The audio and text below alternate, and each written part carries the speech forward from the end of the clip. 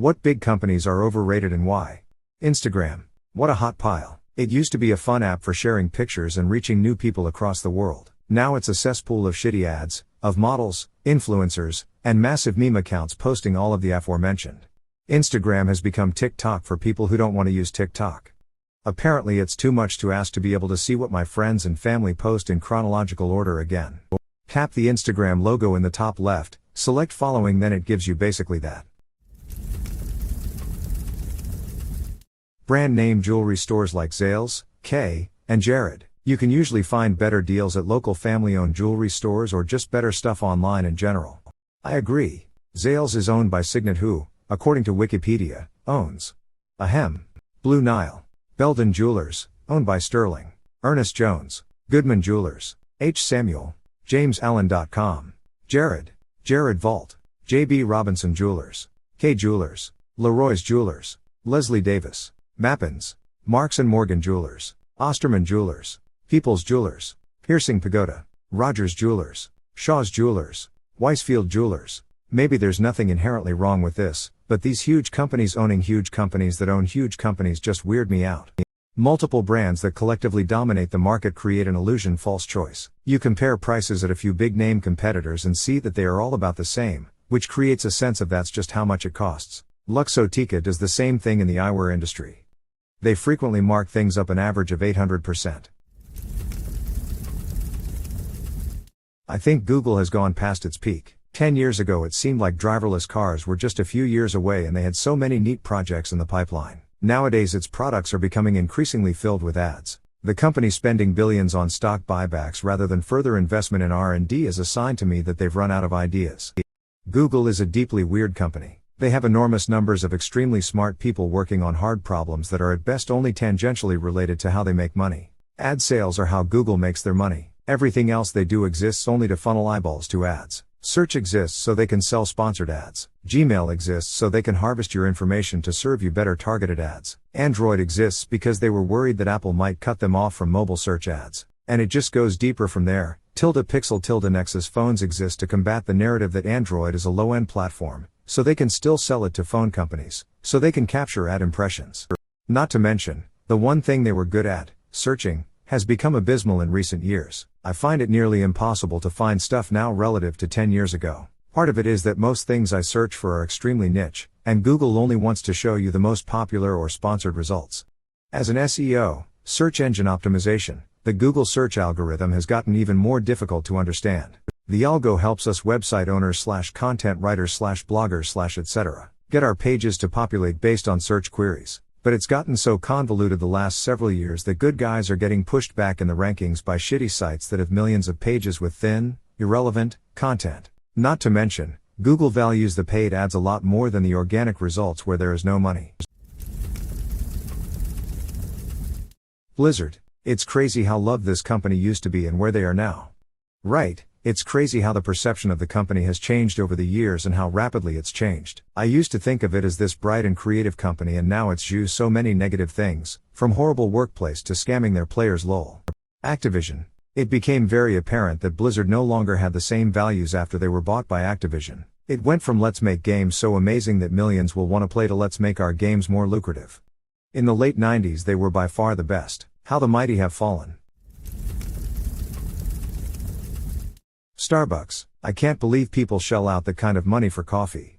People like Starbucks for the same reason they like McDonald's. It's consistent. Their coffee tastes the same everywhere. Personally I think it's too acidic, and it makes me shit more than other coffee, but I understand the appeal of traveling for business or something to a new foreign place and getting a comfort you know is consistent. People like familiarity. Edit. Apparently I don't know jack shit and their coffee isn't acidic. Maybe it's the burntness I'm confusing for acidity. Maybe I'm just dumb. Dunno. Yeah, this is definitely it. Driving through a small town there's no telling what vile liquid lurks in the coffee pots at the gas station. But that Starbucks cup will be the same burnt shit you're used to. I think people like Starbucks just because everyone else in society likes Starbucks. Uber. The company burns through so much money, has never been profitable, has no moat, has a ton of competition, banned in some countries / cities, but still has a market cap of $80 billion. Driver pay to Uber profit ratio is also horrendous, sometimes well over 50%. Edit, would also like to add that Uber profit is collected from the ride fare, all for the benefit of using the Uber app/brand to find riders and coordinate pickup. That's literally it. This means that for $80 surge ride, Uber is collecting upwards of $50 for the privilege of using their app. And this is on a per ride basis. Worst subscription service ever. Perhaps this is true in your country, but in the US, Uber drivers keep 25% of the fare, but they are also charged a customer discovery fee of $1 to $3. The customer, on top of the fare, is also charged a booking/service fee of around the same amount. In the US, if a driver accepts a ride that pays $100, they will lose $25 in primary fees plus an extra $1 to $3 in secondary fees. However, they will still keep at least 72% of the fare. The problem occurs with low-value rides. A $15 trip will result in a primary fee of $3.75 plus a potential fee of $3, which means the driver may only keep 55% of the fare. If the cost of gas and car depreciation is taken into account, if not supplemented by a tip, they may make under 50% of the fare. Drivers do not receive benefits, like healthcare, nor do they receive reimbursement from Uber if their car is damaged while escorting a passenger. It is important to note that when given the chance through a California ballot initiative to force Uber to offer benefits, the majority of drivers objected, as it would have also required drivers to register as employees of Uber. This would have essentially forced them to drive a minimum amount of hours a week to hold employee status. Most Uber drivers drive to supplement their income and not as their primary means of employment, so they found this trade-off unattractive. How do you lose money on a company that is literally using other people's car, gas, maintenance, etc., and all you are is the middleman to connect driver to passenger? What overhead do they have? Subway, it's incredibly expensive for basically a thing of bread. They hardly fill their sandwiches anymore. It's not even bread, just ask the Irish government. There's a Subway near me with a Boar's Head deli next door. I can't believe the Subway stays in business. Sure, the deli is probably 10 to 15% more expensive, but it's easily 2-3x better, in both quality and quantity. They stack them sandwiches high. Boar's Head has one of the best slogans I've ever seen. Compromise elsewhere. McDonald's, at least here in the UK. The food used to taste better, but now it is so mediocre that I don't bother anymore. I'd rather pay a little more and go to a restaurant or pub. I periodically crave McDonald's and I am disappointed every time I cave and order some up. Fast food used to be a cheap, fast way to eat, but restaurants aren't much more expensive these days. The time and price are almost identical. You can walk into any bar/restaurant and walk out with a to-go order in less than 10 minutes. Fast food has become overpriced slop. Greater than fast food used to be a cheap. 100% agree. But judging from the lines of places I drive by, people don't seem to mind. But to me it's like 90% of the price of a decent local place, so I may as well just go there instead. The wife and I did get Taco Bell on the way home from a party a few weeks ago. We got 2 combos and each added 2 additional soft taco supreme. It was $29 bucks. 10 years ago, $29 worth of Taco Bell would have been enough to feed 2 people for a 3 to 4 days. HelloFresh, union busters who exploited their workers during lockdown. Overpriced. 2. Emo. I tried their service once for a few times, I had a discount, and 2 years later they're still sending me physical mail advertising their service. Even with the discount it's too expensive for what you get. Deleted. I gave up on HelloFresh when they started routinely forgetting multiple ingredients. They gave partial refunds and whatever, but it still completely ruined the convenience, which is the point. All the big cellular companies. I went from AT&T to Cricket and cut my bill to a fraction of what it was. The performance is the same or better. Big phone companies actually function more like payday loans. The bills are high but they justify it with free phone upgrades. Pretty sure Cricket uses it network. Cricket is AT&T. If you are on a single plan then definitely. My friends and I got a family plan several years ago with T-Mobile and we are around $35/person on it. It's expensive to be single. Beats by Dre. Overpriced headphones that don't even have that good audio quality. They don't even say by Dre anymore. I've gone through 6 pairs. I got earbuds as a gift in December. Every other week since March I've had to go through their stupid support process for them to send me another pair of refurbished earbuds that fail within 2 hours of use. Every other week. I got a new pair last Monday, let's see how long they last. 100%. They were always overpriced and overrated headphones and more of a status symbol than anything. Since Apple bought them they've gotten a little better, but I'd rather have a pair of AirPods or Sony headphones than Beats for roughly the same price. Greater than AirPods or Sony headphones. I have used several models by Sennheiser, AKG and Corsair, and every single one is better than Beats, and most are better than Sony. Sennheiser is one of my favorite brands. Walmart is failing. I bought a 1-year membership to have my stuff delivered, no joke, 75% the time. They mess my order up, they give me subpar alternative items, they deliver late, even sometimes never delivered at all. Slow to refund/fix the problem. People who deliver are rude/disrespectful with my order. I could go on. I'm getting tired. I'll save my $100 and go local/get myself. At least I'll get what I want and be sure it's right. I swear they use home delivery as a way to get rid of otherwise unsellable produce. I can't prove it, but I'm convinced that's the case. I have literally never seen a rotten onion in a store and I get them from Walmart delivery all the time. It's so weird. I still laugh every time I get an ad asking if I want to allow a Walmart delivery person access to enter my house when I'm not there to deliver items. Let me get this straight, you want me to just trust that the local Walmart hiring minimum wage workers have done a thorough enough background check to ensure that the person I am blindly letting into my home is not going to abuse that access in any number of ways? No, thanks. r/fuck Nestle. You missed the overrated part. We all agree that we hate Nestle, but that's another issue entirely. Tesla. The market cap, which at around $600 billion is on par with Ford, GM, Toyota, VW, Mercedes and BMW combined, is pretty wild.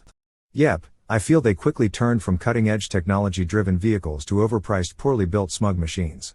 They got massive price cuts recently. They're pretty competitive if you just look at the merits of the cars. Most people here are of course going to be basing their opinions more on Musk than on the cars themselves, which, fair.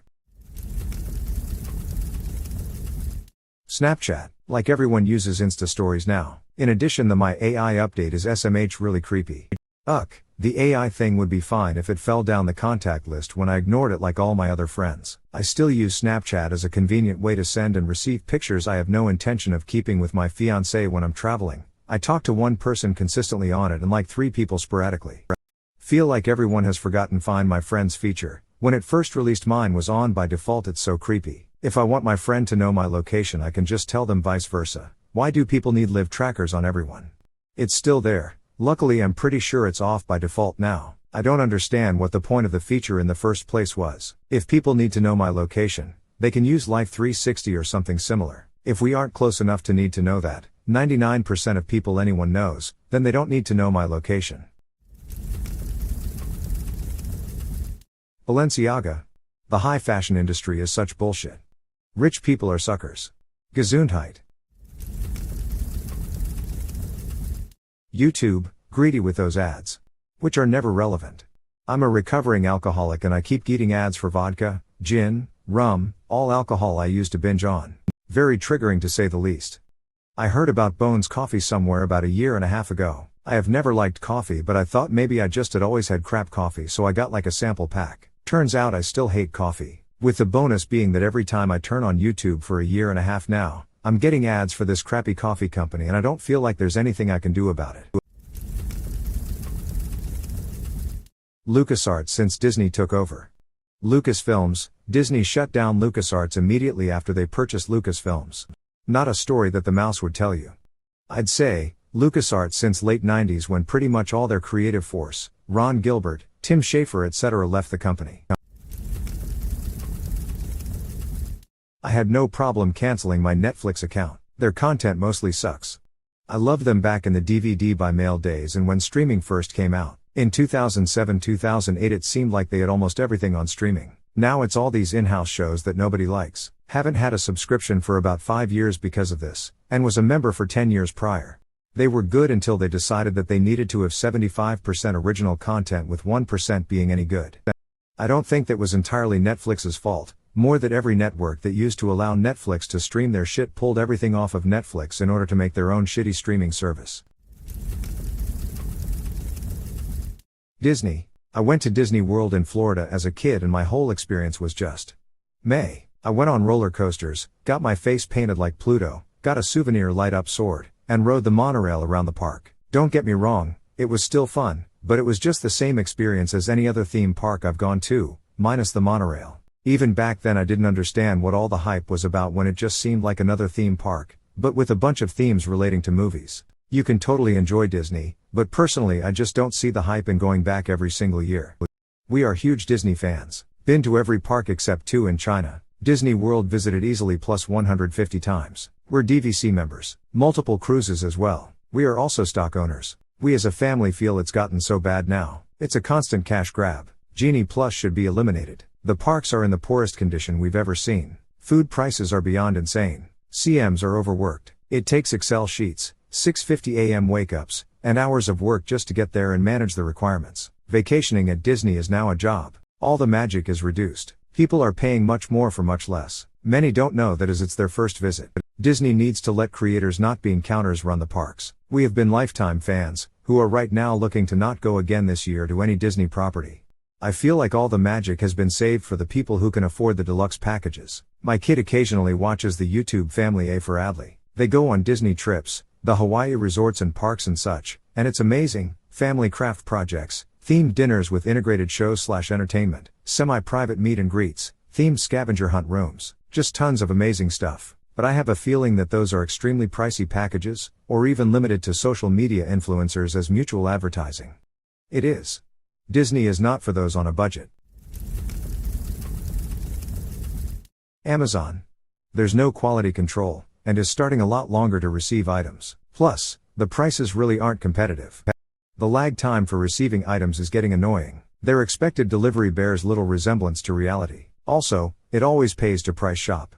Don't forget, they will ban you for returning the shit that doesn't live up to the listing/description. That's the absolute insane part. I had to ship back a $3 pack of broken-ass bath crayons that were delivered to me damaged, and the Amazon sub is full of customers who have been banned for too many returns despite being Prime customers, with zero explanation. Oh, and lest I forget to mention, a driver got stuck in my yard trying to back out after a downpour, and the driver/woman was hysterical over losing her job due to having to call a tow truck. She paid for it out of her own pocket so she wouldn't get reprimanded, and then sped off to try and salvage her delivery expectations after an hour of trying to dig her van out of my yard. Fuck Amazon.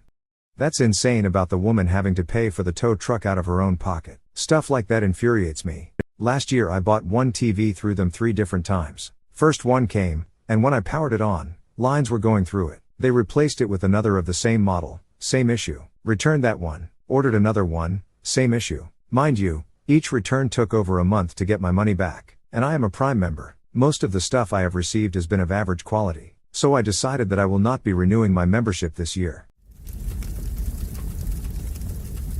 I think Disney, they used to make really great cartoons, but every year they get worse and worse. Now I have no desire to watch their cartoons anymore. Look at what they did to Star Wars or how Marvel is milked out. I really liked Encanto. I'm sure they'll have a live-action remake out by Christmas 2024. Autism Speaks. They're actually a hate group that vilifies autism and does not seek representation from actual people on the spectrum. They've also supported ABA therapy, which causes serious psychological damage to kids. When parents have bumper stickers related to autism, it often has Autism Speaks logo or some puzzle pieces on it. This is a red flag that they don't look into the company too closely and are not parenting their kids on the spectrum well. Usually they don't even know and they get upset when I point it out, which is ironic since I'm autistic myself. I also want to add that Autism Speaks budget mostly goes to lobbying, which is worrying. Also, if anyone is looking to support organizations that support autistic people, consider giving to the Autistic Self-Advocacy Network, ASAN, or the Autistic Women and Non-Binary Network, AWN. Lol, all of them. I'm tired of 5 companies ruling America in a trench coat. It feels like every major fuck-up legislation-wise can be traced back to a rich asshole lobbying for their fair share, while the rest of the US is left to deal with the consequences. Anyway, my answer is Nestlé. There are many possible answers, but today I select Nestlé as my overrated company. True scum of the earth that one is. Hate child labor? Too bad, Nestlé loves it. Child slavery? Nestlé's done that too. Plastic pollution? They do so fucking much plastic pollution it's astounding. Contaminating groundwater? You bet. Most companies will prove to be shit when the layers are peeled, but Nestlé takes my top pick today. Came here to say this. Nestlé are water-hoarding pieces of garbage. The North Face. Schizophrenic company who can't decide if they want to be urban or mountaineering. 2 audiences that want nothing to do with each other. They appear to be just chasing after dollars. Reads zero integrity in my book. Summit Series stuff is nice, some cool collab stuff, but they seem lost with everything in the middle. I used to sell TNF back in the 90s when they were a good company and well respected by outdoor enthusiasts. Sold Patagonia too. Patagonia has remained true to their roots and original customers, while TNF, while still making some decent tents and sleeping bags, is really just a mall fashion brand now. And they bought all the real mountaineering gear companies, and make shittier products.